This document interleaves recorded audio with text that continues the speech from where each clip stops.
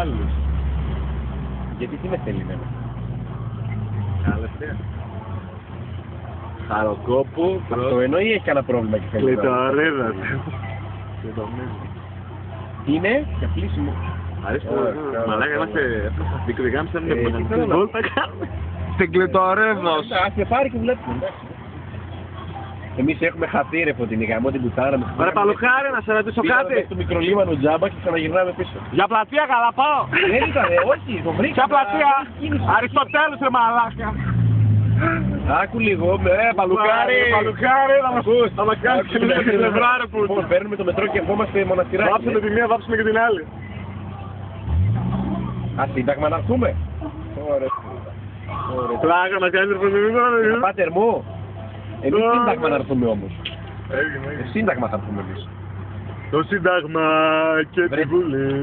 Ναι, βρε, του εντάξει. Ολυμπιακού δεν θα χωριέσαι, τόπου. εντάξει, εντάξει. Ο Θεός βοηθός. Σύνταγμα είναι λέει τώρα. Αυτό μας έχει ξεχάσει, βλέπεις. Εδώ που είμαστε δεν υπάρχει, από τον έπος δεν βλέπει κάτω. Τρίψε σε 500 μέτρα.